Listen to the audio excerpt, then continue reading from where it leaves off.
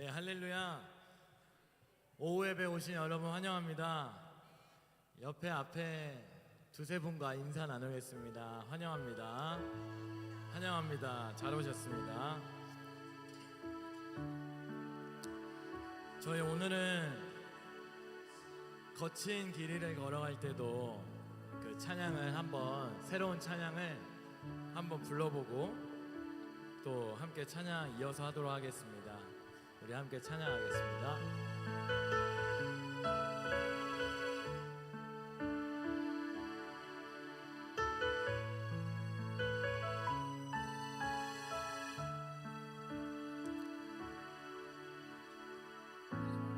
모든 것 아시는 주님, 나의 맘에 연약한 보시고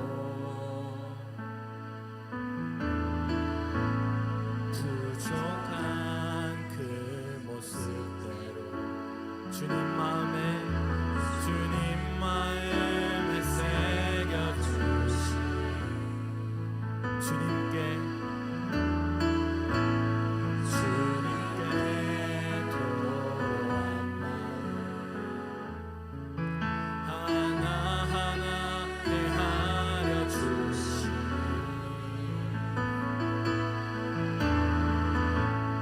그 마음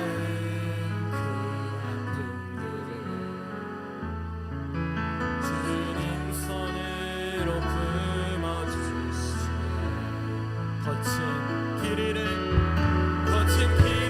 걸어갈 때도 험한 산이 앞을 막아도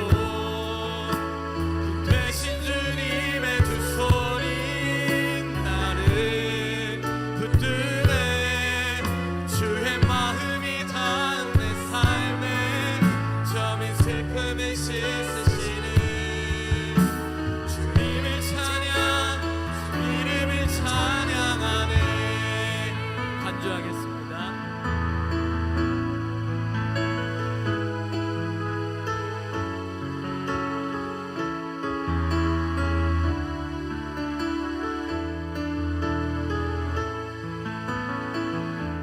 모든 것 아시는 주님, 나의 맘에 연약한 곳이고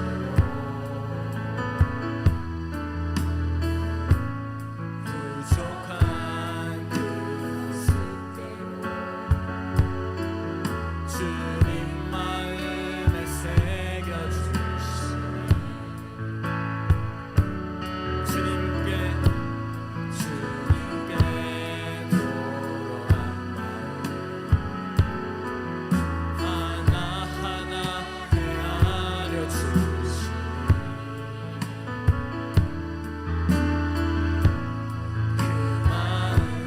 그 아픔들을 주님 손으로 품어주시네. 거친 길 위를 걸어갈 때도 험한 산이 앞을 막아도 대신 주님의 두 손이 나를 붙드네. 주의 마음이 닿은 내 삶에 저민 슬픔을 씻으시는 주님을 찬양, 주 이름을 찬양하는 거친 길 위를 걸어갈 때도 험한 산이 앞을 막아도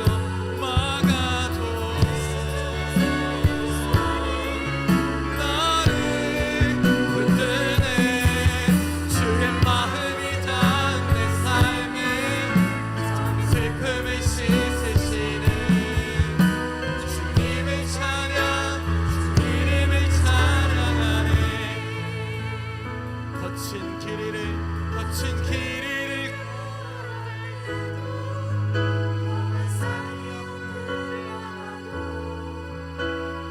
대신 주님의 두 손이 나를 붙드네.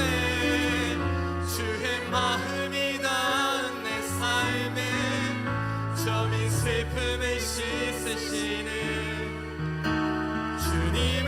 찬양, 주 이름을 찬양하네. 주님을 찬양, 주님을 찬양, 주 이름을 찬양하네. 우리 찬양받게 합당하신 하나님께 영광의 박수 드리겠습니다. 우리 박수 치면서 나의 반석이신 하나님 찬양하겠습니다.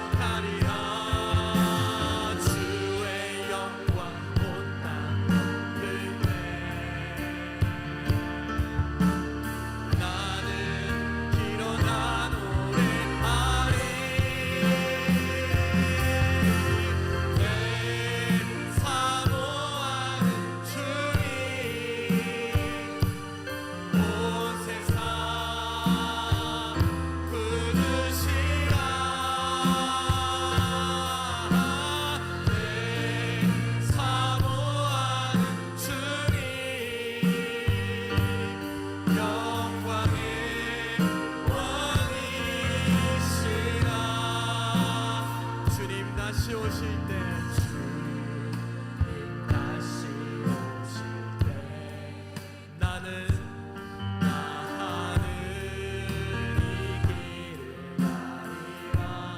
좁은 문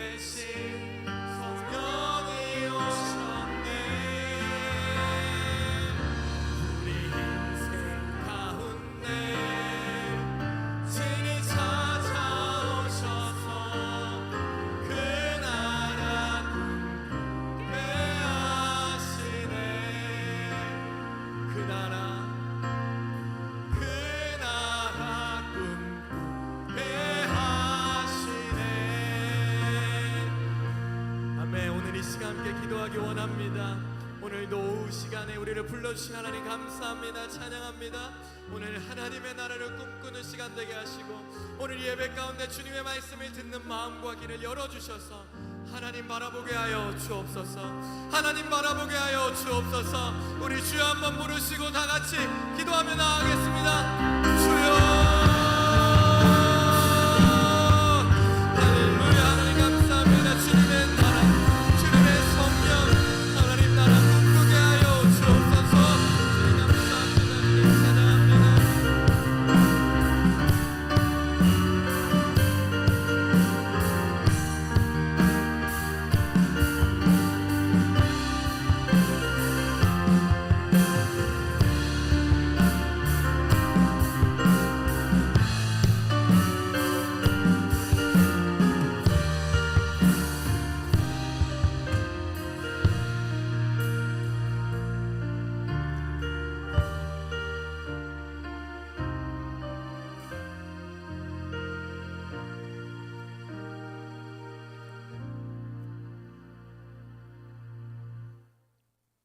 찬양과 경배를 홀로 받으시기에 합당하신 하나님, 주님의 자녀들이 아버지께 영광을 올려드리오니 기뻐 받아주시길 원합니다.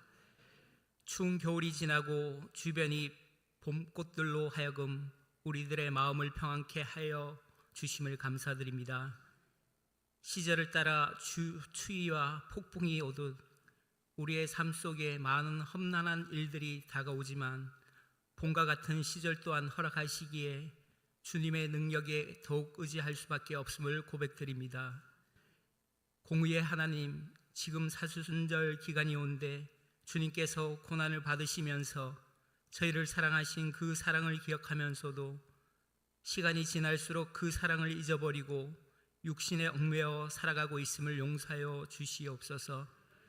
한 영혼 한 영혼을 사랑하신 그 사랑을 저희 교회가 이어받아 서로를 존귀히 여기며 사랑하게 하여 주시며 주변에 힘들어하는 이들을 돌아보며 따뜻한 손길과 마음을 내밀 수 있는 저희가 되길 원합니다.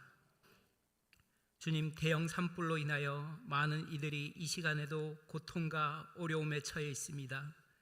저희가 연약하여 그들의 고통을 제거할 수는 없지만 이 시간 크신 주님께 간구드립니다. 어서 속히 고통에서 벗어날 수 있도록 여건을 허락하여 주시고, 지금은 그들의 눈물로 씨름하고 있지만 전하 이복의 역사가 있도록 주님께서 인도하여 주시기를 원합니다. 물고기 2마리와 보리떡 5개로 기적을 이루어내신 것처럼 저희도 작은 정성이라도 보태어 그들을 위로할 수 있길 원합니다. 주님, 새로이 대통령 선거를 앞두고 있습니다. 혼돈의 시간이 있었지만 지나간 일들은 역사에 묻어두고 이 나라를 잘 이끌어갈 인물을 선출되어 하나님 보시기에 합당한 대통령이 되길 기도드립니다. 언제나 서로의 생각이 다름을 인정하고 이해하는 믿음의 공동체가 주님 안에서 더욱 굳건하여지길 소망합니다. 따뜻한 말과 눈빛으로 교회를 찾는 이들을 주님을 대신하여 보듬을 수 있는 저희 교회가 되길 원합니다. 빠르게 흐르는 시간 속에 하루하루 의미 있는 시간으로 지내게 하여 주시며, 걱정과 불안감은 사단이 주는 것이오니 믿음으로 모든 것을 이겨내며 승리하는 삶이 되길 소망합니다. 연로하신 어른들을 주님 붙잡아 주셔서 강건케 하여 주시며, 돌아보는 가족들에게도 용기를 잃지 않도록 주님께서 셈을 주시길 원합니다. 주님의 이름 앞에 모인 우리들이 세상의 빛과 소금으로 사랑의 전달자로 시대의 희망의 메시지를 전할 수 있는 모든 주님의 자녀가 되길 소망합니다. 말씀을 전하실 목사님, 저에게 도전이 되는 말씀이 되게 하여 주시고 그 말씀으로 통하여 한 주간 살아갈 힘이 되게 하여 주시옵소서. 이 모든 말씀 예수님의 이름으로 기도드립니다. 아멘.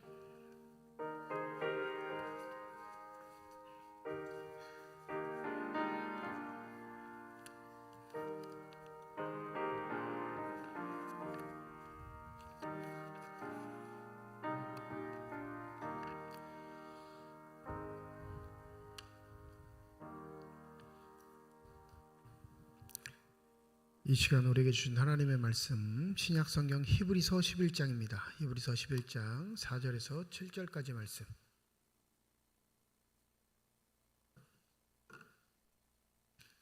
신약성경 364페이지 히브리서 11장 4절에서 7절까지 말씀 우리 한 절씩 교독하시고 마지막 7절 함께 읽도록 하겠습니다. 제가 먼저 4절 읽습니다. 믿음으로 아벨은 가인보다 더 나은 제사를 하나님께 드림으로 의로운 자라 하시는 증거를 얻었으니 하나님이 그 예물에 대하여 증언하심이라. 그가 죽었으나 그 믿음으로써 지금도 말하느니라.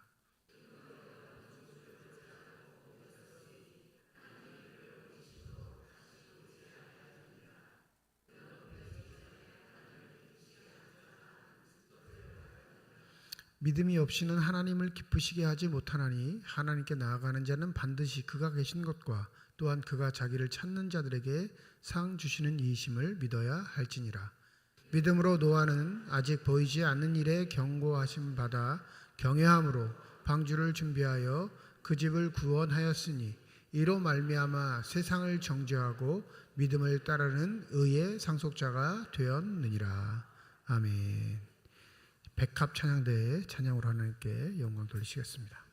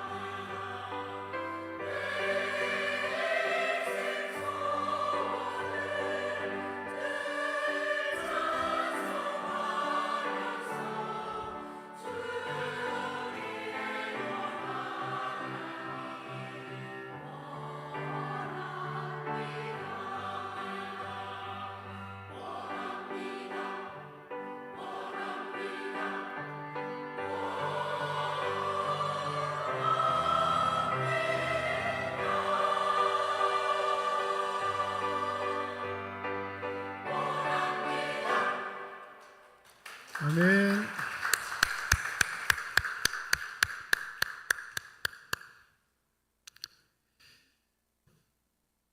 뜻밖의 끝맺음 때문에 아멘을 제대로 못했네요. 네. 감사합니다. 성가대를 한번 좀 비춰주시죠. 찬양대를. 네, 카메라를. 이렇게 예배 끝날 때까지 이렇게 하면 좋겠는데. 네. 지금 찬양대만 보면 우리 교회 오후 예배가 막 수백 명씩 꽉 찬 교회처럼, 그죠? 보통 오후 찬양 예배 때 찬양대도 휑하게 비는데 꽉 차서 하나님께 참 감사드립니다. 네. 그렇다고요. 네. 자, 우리 서로 옆에 분과 인사하겠습니다. 주님의 이름으로 축복합니다. 네.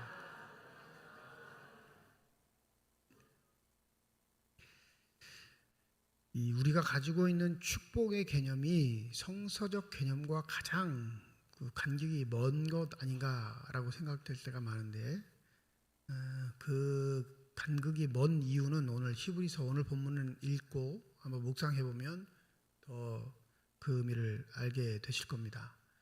1절부터 3절까지는 믿음에 관한, 믿음의 정의라기보다 믿음의 성격, 믿음의 특징, 이 이야기를 하다가 이제 우리가 너무나 잘 알고 있는 11장은 엄청 많이 들으셨을 거예요. 왜냐하면 히브리서가 어려우니까 제일 쉬운 본문이 11장이거든요. 등장하는 사람 한 사람씩 잡고 설교하면 편하니까 이 11장을 제일 많이 설교를 하는데, 원래 11장에 등장하는 사람들이 중요한 게 아니라 원래는 1절과 2절, 3절이 중요한 거예요. 그러니까 질문들이 생기죠. 그럼 믿음을 가지고 산 사람들은 누구냐? 좀 알려달라. 그냥 믿음은 이것이다 이렇게 말하는 것보다 저 사람처럼 살아, 이게 더 편하니까. 그게 지금뿐만 아니라 예수님 당시에도, 예수님 이후의 시대에도 여전히 있었던 거예요. 그래서 이 히브리서 기자는 당신들이 궁금해하는 거, 믿음으로 산 사람들이 누군지 알려줄게 하면서 이제 한 명씩 등장하는데, 오늘 등장하는 아벨, 에녹, 노아는 어떤 사람들이냐면 이스라엘이 자신 민족의 조상이라고 여기는 선조, 족장시대 이전 사람들, 조금 어렵게 얘기하면 원역사에서 살던 사람들, 그 사람들 중에 딱 3명을 꼽습니다. 이 원래 이렇게 3명을 딱딱딱 꼽을 때는 먼저 뭐가 생길까요? 궁금증이 생겨요. 왜 이 사람들이지? 여기 누구는 없어요. 엄청 많이 없어요. 네, 그렇게 뭐 이상한 눈으로 쳐다볼 필요 없어요. 그냥 엄청 많이 없어. 그 많은 사람 중에 왜 굳이 이 딱 3사람이야? 제일 대표적인 사람, 왜 아담을 빼놨지? 그러면 아담을 빼놓은 건 아담은 믿음으로 살았다는 거예요? 안 살았다는 거예요? 개 닮으면 큰일 나, 믿음으로 사는 거 아니야? 이 의미가 포함되어 있는 거죠. 수많은 사람들 중에 원역사 속에 창세기 6장 이전에 정확하게 하면 바벨탑 사건 이전의 사람들이니까 이 창세기 11장 이전의 사람들 중에 딱 3사람을 꼽았는데, 그 3사람 중에 첫 번째가 아벨이고, 그 다음에 누구예요? 에녹이고, 3번째가 노아예요. 그러면 이 3사람의 캐릭터가, 믿음을 지니고 있는 특성들이 3가지이기 때문에 3사람을 택했는가? 오늘 한번 그걸 살펴보면 좋겠어요. 아벨은 뭐 하다 죽었죠?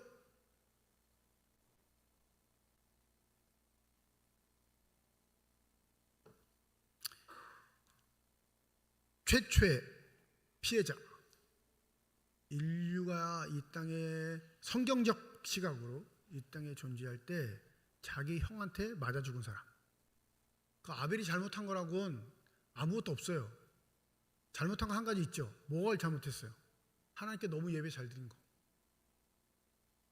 예? 아벨의 기사 중 아벨이 제일 잘못한 건 하나님께 예배 잘 드린 거예요.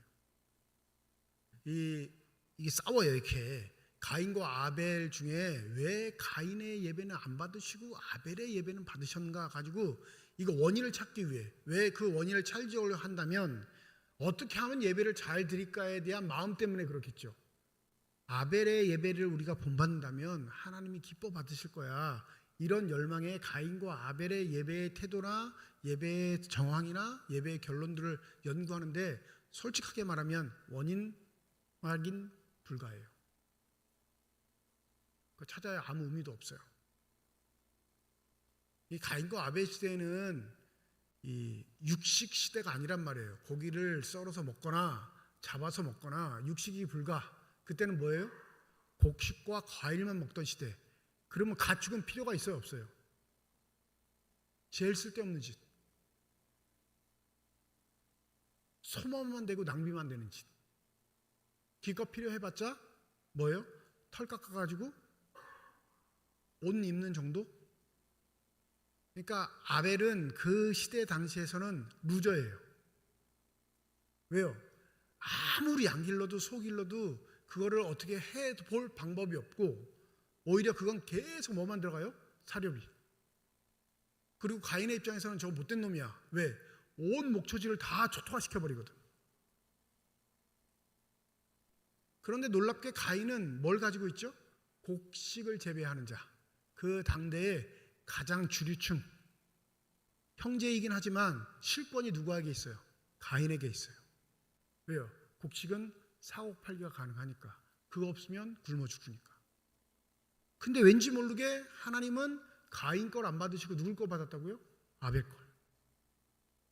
그러니까 당연히 형 입장에서 화가 나죠. 그게 눈앞에 목격한 현상으로 가인이 그걸 확인했으니까.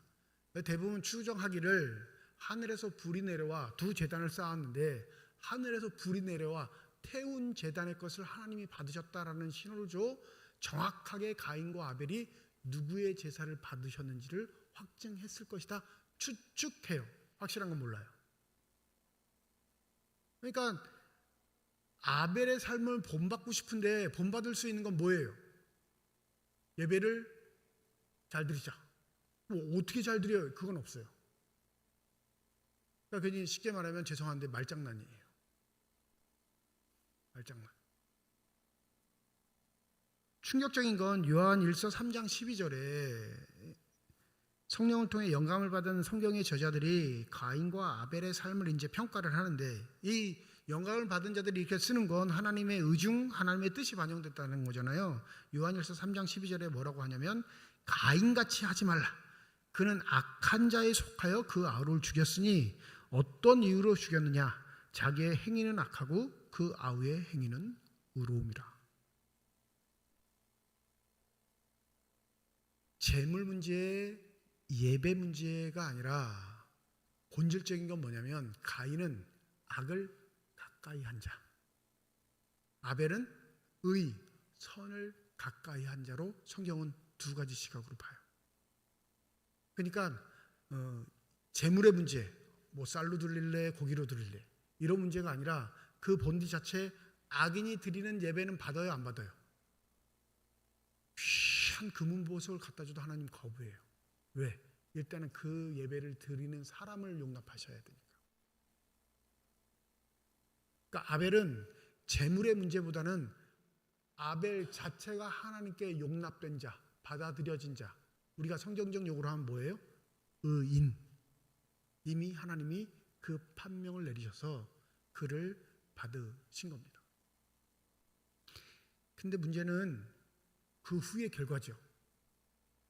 저번에도 한번 물어본 것 같은데 예배 드리고 한 번 죽으면 그냥 예배 딱 한 번 드렸는데 이 세상의 삶이 끝나면 그래도 예배 드리실 분? 이러면 안 되는데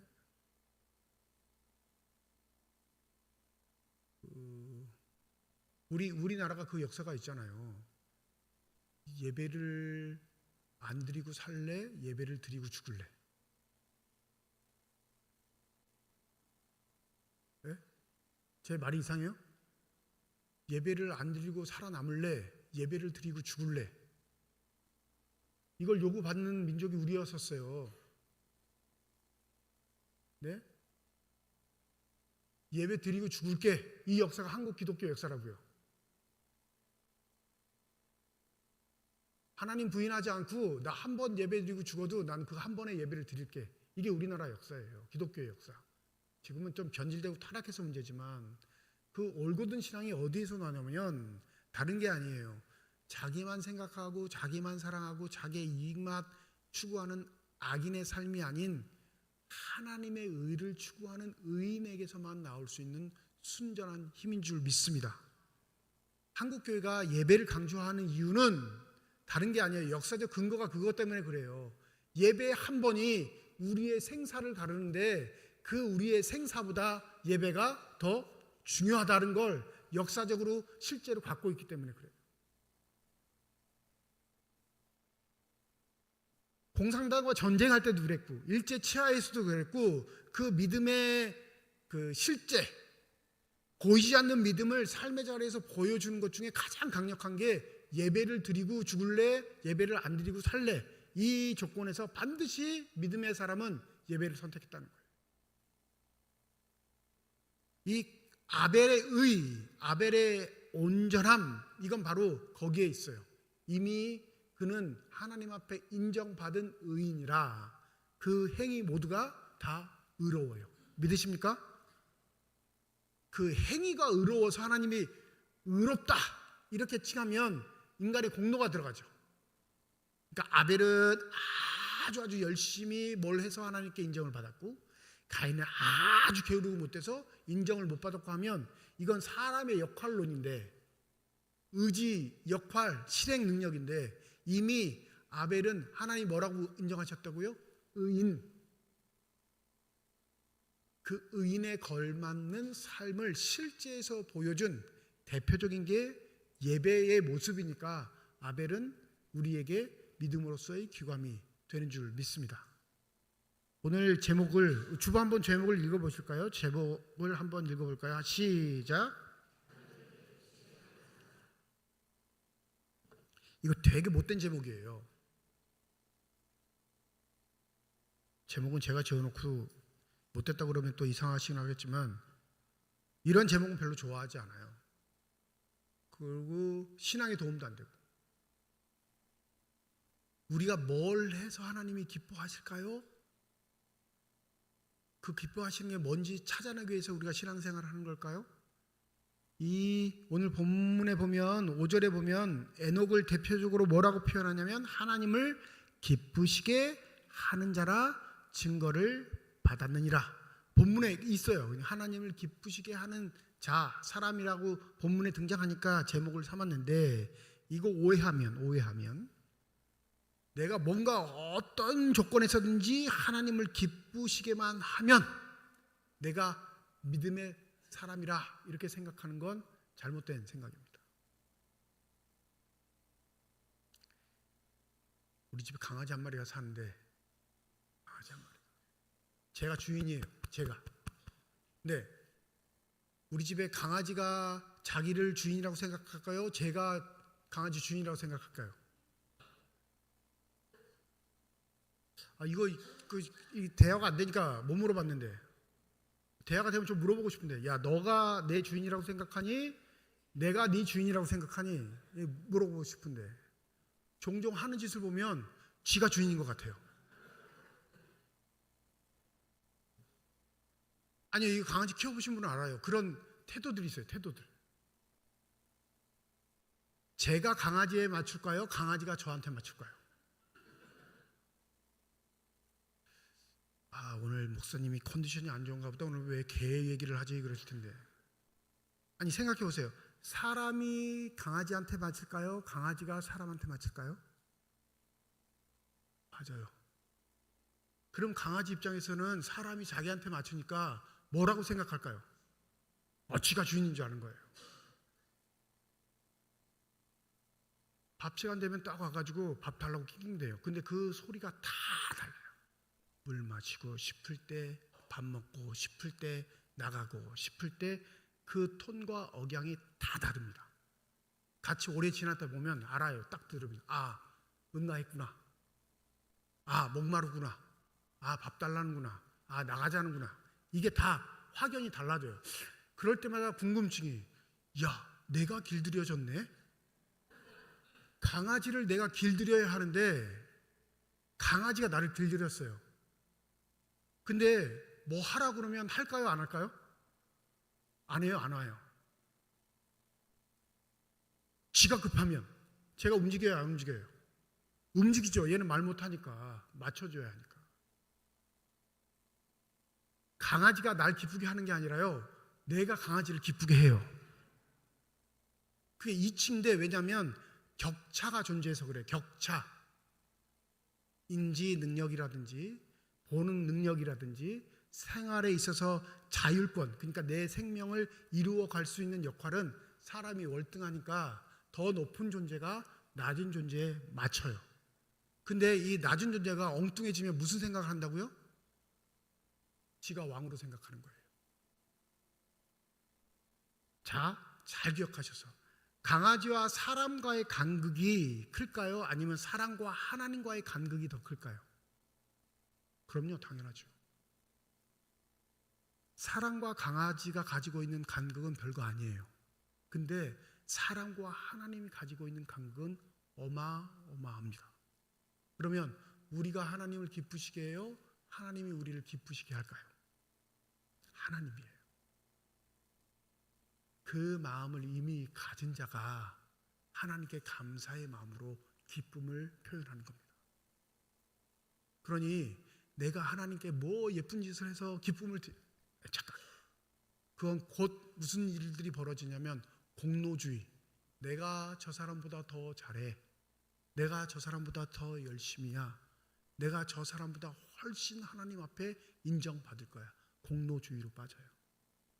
여기 아벨, 에녹, 노아의 공통점은 하나님을 기쁘시게 하는 자, 하나님과 동행하는 자인데, 이걸 잘못 생각해서 세상의 그 어떠한 사람들보다 하나님을 잘 믿고 하나님께 잘해서 인정을 받은 자라고 생각하시면 안 되고, 이 세상의 그 어떠한 사람보다 하나님의 크신 기쁨과 사랑을 이미 받았기에 그 받은 사랑과 기쁨을 삶의 자리에서 반응으로 하나님께 드리는 사람들이라고 생각해야 성경을 정확하게 읽으시는 겁니다. 에녹은 보면 없어요. 성경에 몇 줄 안 나와요. 창세기 5장에 보면 5장 24절에 보면 에녹이 하나님과 동행하더니 하나님이 그를 데려가심으로 세상에 있지 아니하였더라. 이걸 이제 종종 죽음을 맛보지 않고 간 사람, 성경 퀴즈에도 나오죠. 죽음을 맞이하지 않고 성경에 등장하는 사람, 두 사람의 이름을 대세요. 그러면 첫 번째가 누구죠? 두 번째는 엘리야예요. 이게 교리하고 부딪혀요. 이번 갖고 천국 가서 살 수 있어요? 없어요? 이제 과학이 발전하니까 과학이 성경을 비웃은, 그 몸 죽지 않고 어디로 날아가요? 대기권 밖으로 날아가면 타서 죽어요. 하늘 위로 떠가지고 대기권 밖으로 나가기 전에 죽어버린단 말이에요. 그럼 이 의미는 뭘까?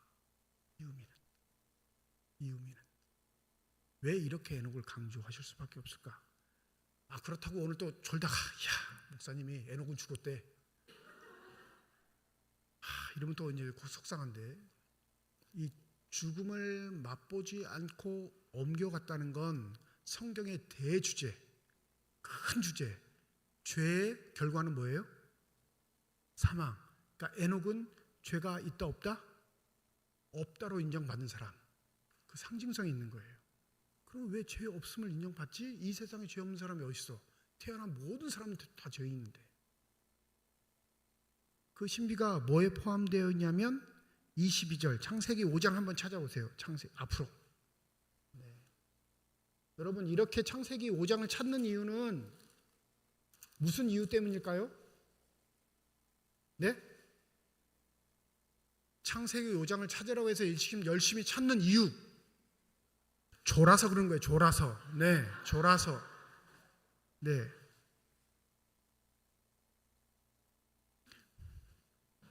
우리 21절부터 23절까지 한 목소리로 읽습니다. 21절부터 23절까지 시작. 에녹은 65세에 무드셀라를 낳았고 무드셀라를 낳은 후에 300년을 하나님과 동행하며 자녀들을 낳았으며 그는 365세를 살았더라.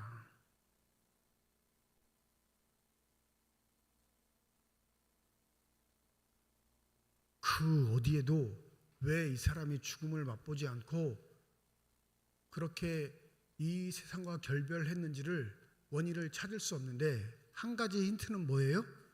하나님과 동행하였다. 하나님과 함께 걷는 삶을 살았다. 자, 솔직하게 나는 하나님과 동행하지 않습니다.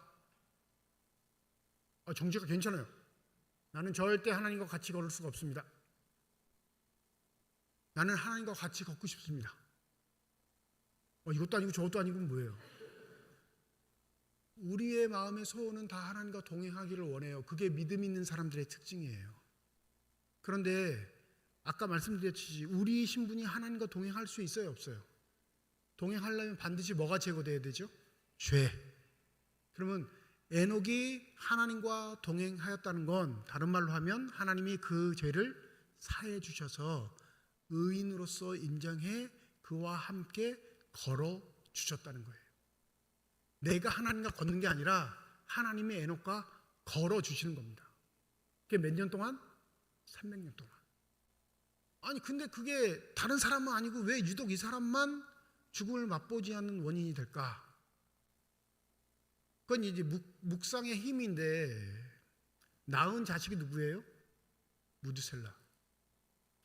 이 무드셀라가 969세를 살았는데 성경에 기록된 인물 중에 가장 오래 산 사람, 거의 1000살을 살았는데 이 무드셀라가 죽을 때 뭐가 오냐면 홍수가 와요. 그러니까 자기 아들을 낳았는데 이게 하나님과 동행했다면, 하나님과 같이 걷고 하나님이 친구처럼 여기고 사셨다면 이 에녹에게 세상에 관한 이야기를 했을까요? 안 했을까요?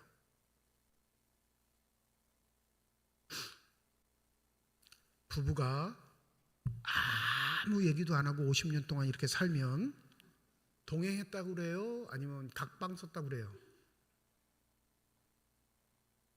동행의 의미는 내 마음속에 있는 이야기, 네 마음속에 있는 이야기를 허심탄회하게 하고 그 얘기를 통해 함께 삶을 꾸려갈 때 동행이라고 해요.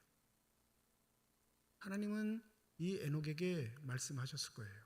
세상에 죄가 관영할 날이 올 텐데 그 죄가 이 세상을 덮으면 뭐 하신다? 심판하신다를 얘기했겠죠.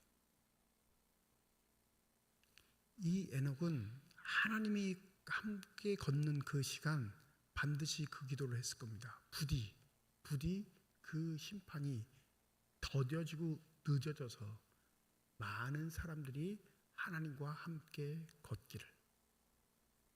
그럼 누가 오래 살아야 돼요? 내가 낳은 아들. 내 아들이 장수하여 이 믿음을 전할 수 있었으며, 다른 말로 하면 아벨은 예배에 관한 거지만 이 에녹은 삶에서 드리는 기도에 관한 겁니다. 보이지 않는 하나님의 나라를 꿈꾸는 에녹이 할 수 있는 이 땅에서의 최선, 하나님과 동행하면서 최선은 그가 영혼들을 위한 끊임없는 기도를 통해 하나님의 심판이 더뎌지기를 바라는 것뿐입니다. 이 하나님과 동행한다는 의미가 바로 여기에 포인트가 있어요.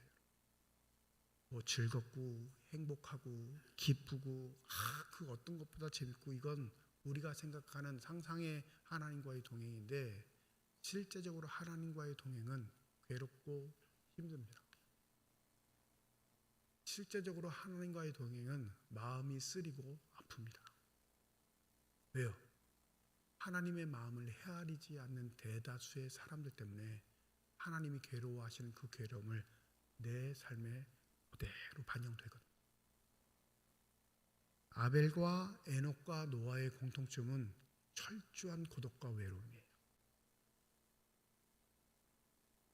이 마지막으로 노아를 한번 살펴볼 텐데, 우리 노아 너무 잘 알죠? 방주를 혼자 만들었던 사람. 오늘 본문을 한번 보시죠. 노아는 왜 인정받았는지. 자, 7절 한번 읽어보겠습니다. 7절 함께 읽습니다. 시작.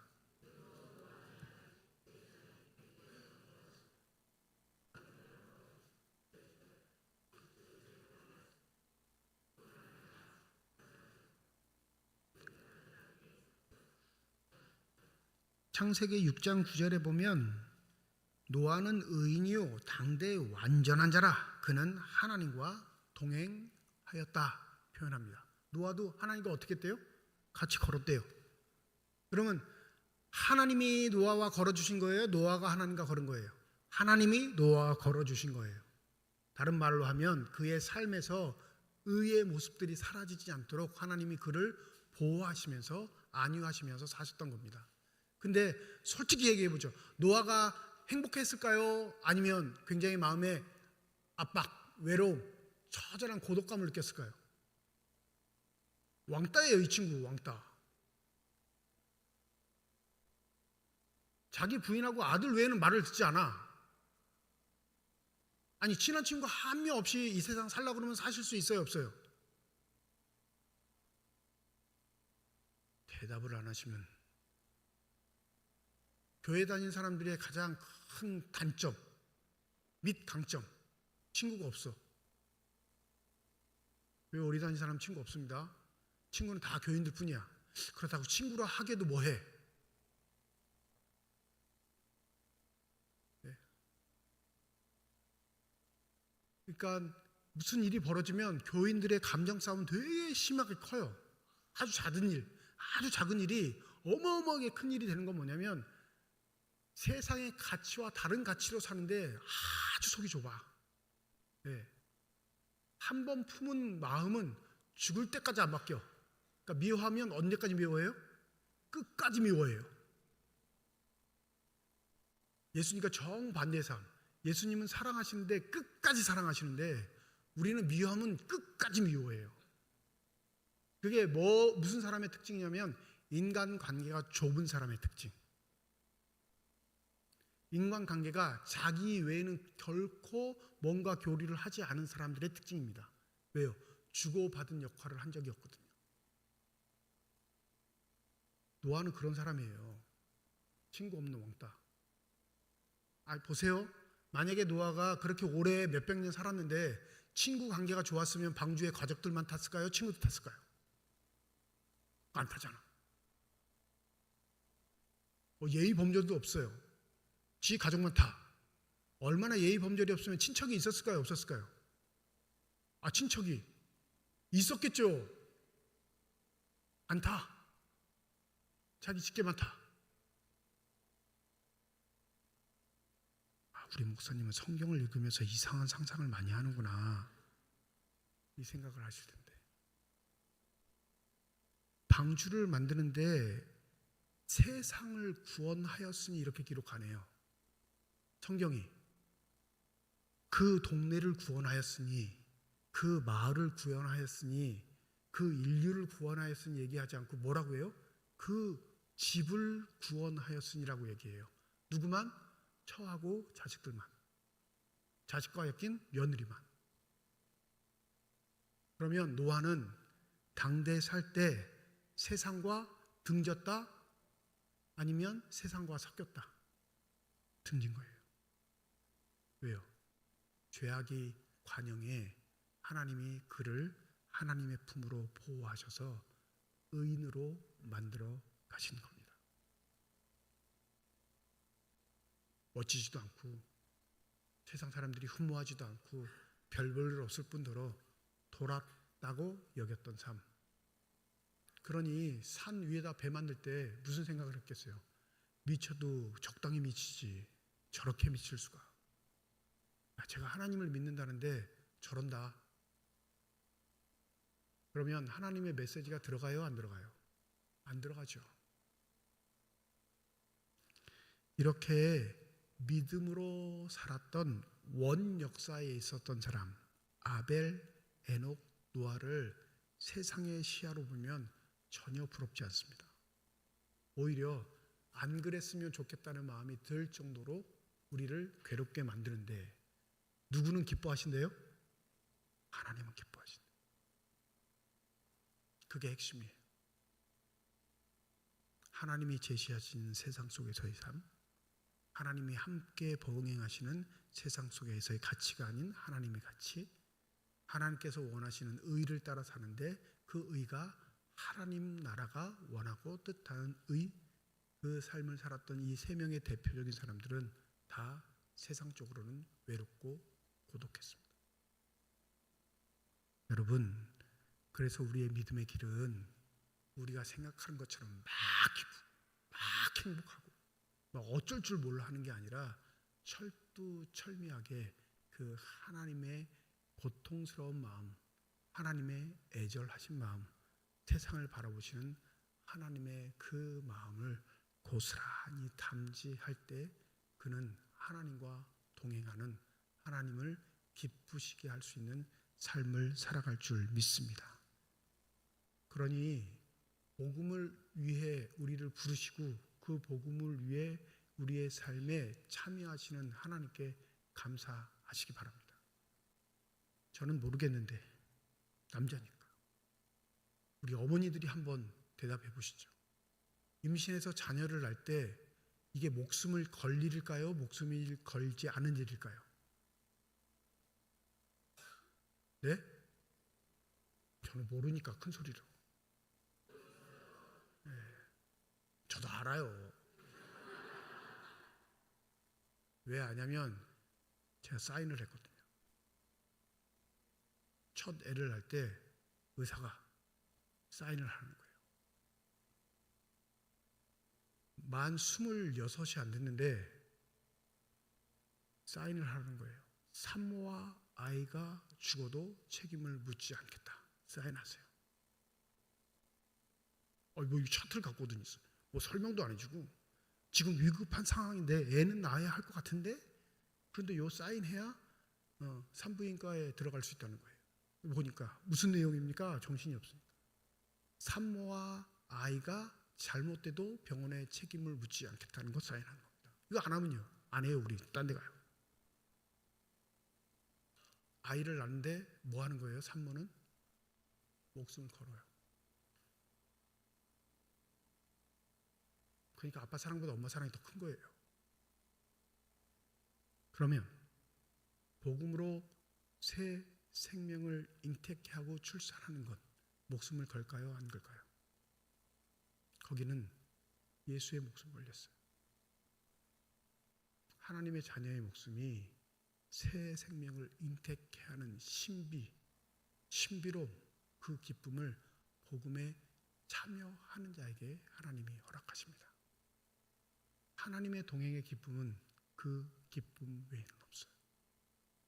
내 자식이 잘 돼서, 가난한 게 부자가 돼서, 아픈 게 건강해져서, 내 꿈과 소원이 이루어져서 여기는 그 기쁨은 다 굴절되고 변절된 기쁨입니다.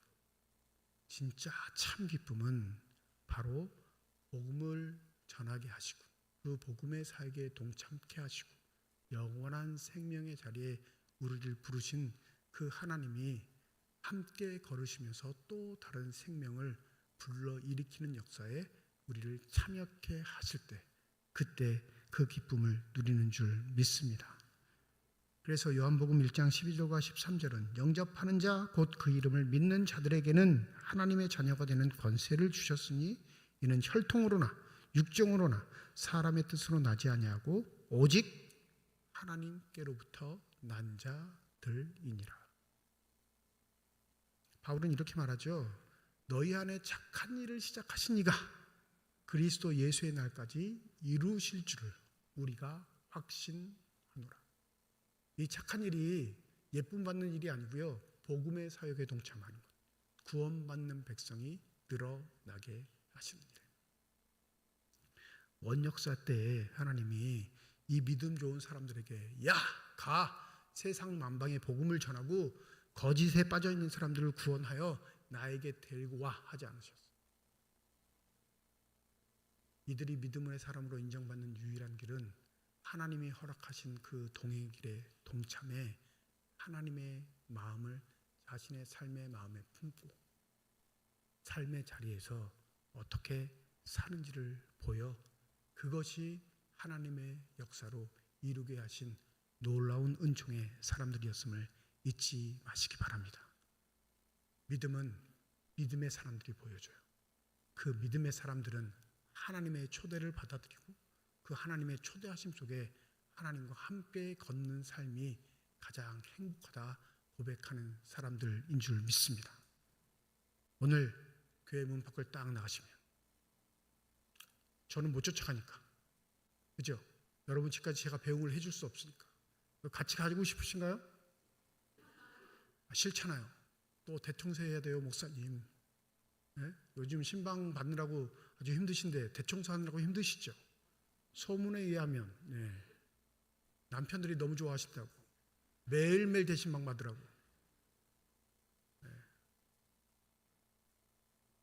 사람으로 생긴 사람이 동행하면 늘 부담이에요.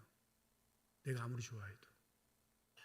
근데 보이지 않는 하나님의 동행이 우리의 영과 육을 온전하게 하시고 아름답게 하시고 충만하게 하신다는 사실을 잊지 않으신다면 교회 문 오늘 나가실 때 마음속으로 기도하세요. 주님, 내 손 잡고 함께 걸어주세요.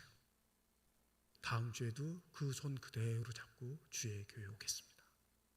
이 동행의 축복이 저와 여러분에게 있기를 주님의 이름으로 축원드립니다. 기도하겠습니다. 세 사람이 대단해서 성경에 기록된 것보다 하나님이 위대하시기에 이 세 사람을 택하시사 하나님의 자리에 초대하신 줄 믿습니다. 우리도 하나님의 자녀들이기에 하나님이 초대하셔서 함께 동행해 주실 줄 믿습니다. 의의 사람들, 하나님의 능력과 권세를 입은 자들로 하나님과 동행함이 우리의 삶의 가장 큰 자랑임을 잊지 않게 하여 주셔서 이제 주의 교회를 떠나 우리의 일상의 삶에 갈 때 그 보이지 않는 하나님이 우리의 손을 붙잡고 동행하시는 기쁨의 근원 되셔서 우리를 기쁘시게 하는 복된 분임을 고백하는 삶의 자들이 되게 하여 주시옵소서. 감사드리며 우리 주 예수 그리스도의 이름으로 기도드립니다. 아멘. 540장 찬양하겠습니다.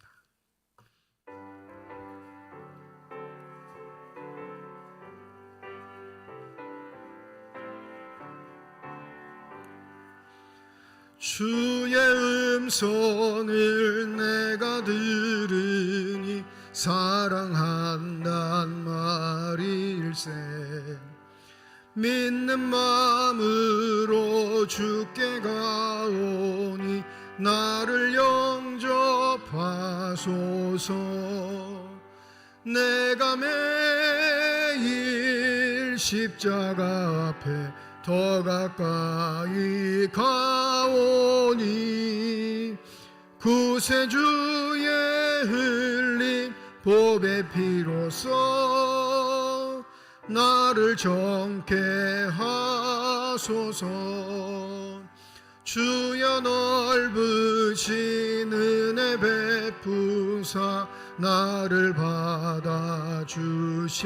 받아주시고 나의 품은 뜻 주의 뜻같이 되게 하여 주소서. 내가 매일 십자가 앞에 더 가까이 가오니 구세주의 흘린 보배 피로써 나를 정케 하소서. 주의 보좌로 나아갈 때에 어찌하니 기쁠까. 주의 얼굴을 항상 배우니 더욱 친근합니다. 내가 매일 십자가 앞에 더 가까이 가오니 구세주의 흘린 보배 피로써 나를 정케 하소서. 우리 구주의 넓은 사랑을 측량할 자 없으며 주가 주시는 참된 기쁨도 헤아릴 수 없도다. 내가 매일 십자가 앞에 더 가까이 가오니 구세주의 흘린 보배 피로써 나를 정케 하소서. 아멘. 교회 소식 전합니다. 다음 주일 예배는 1부, 2부 예배로 모입니다. 예배 시간에 성찬 예식이 있습니다. 종료주일 맞이해서 성찬 예식이 있으니까 한 주일 동안 이 주님의 살과 피를 받기에 부끄러움 없는 경건의 생활 힘쓰시고 감사함으로 성찬 예식에 참여해 주시면 감사하겠습니다. 이번 주 금요일 온 세대 찬양 경배 저녁 8시 본당에서 모입니다. 우리 기도하시는 일 또 함께 모여 찬양하시는 일에 힘써 주시면 감사하겠습니다. 다음 주일 오후 2시에 본당에서 젊은이 예배가 있습니다. 우리 청년들 또 젊은이들 위주로 해서 모이니까 여러분들 함께 응원해 주시고 또 기도해 주시면 감사하겠습니다. 화요일 한양구역 대신방이 있고요. 우리 4월 마지막 주일까지 영남 산불 피해 복구를 위한 구호금에도 함께 동참해 주시고 마음 써주시면 감사하겠습니다. 목요일은 남양동 경로식당이 있습니다. 낮 12시 우리 교회 식당에서 진행되니까 많은 분들 오셔서 함께 협력해 주시면 감사하겠습니다. 드려진 예물 위해 기도하고 축복 기도함으로써 예배를 마칩니다. 주님 앞에 드리는 손길 주님 아시니까 그 삶의 자리에 함께하여 주셔서 언제든지 이 물질로 인하여 고민하거나 걱정하지 않도록 하나님의 은혜로 함께하여 주시옵소서. 더불어 드려진 예물은 거룩한 곳이오니 거룩한 곳에 아름답게 쓰일 수 있는 복된 예물만 되게 하여 주시옵시고 이 예물이 사용됨으로 하나님의 사랑과 능력이 나타날 수 있는 복된 것이 되게 하여 주시옵소서. 이제 삶의 자리로 돌아갑니다. 주님을 성전에 모셔두고 우리만 가는 것 아니라 주님과 함께 걷는 삶이란 사실을 잊지 않게 하여 주셔서 다음 주에는 더 밝은 모습, 더 감격스러운 모습, 서로의 기쁨과 은혜를 나눌 수 있는 모습으로 만날 수 있게 하여 주시옵소서. 이제는 우리 주 예수 그리스도의 은혜와 하나님의 사랑과 성령님의 교통, 내주인도 역사 충만하심이 주님의 말씀을 마음에 품고 삶의 자리로 돌아가 하나님의 자녀들로 당당하게 살아가기를 소원하는 주님의 거룩한 자녀들, 이들의 가정과 일터와 앞길 위에 이제로부터 영원토록 함께 하시기를 간절히 축원하옵나이다. 아멘.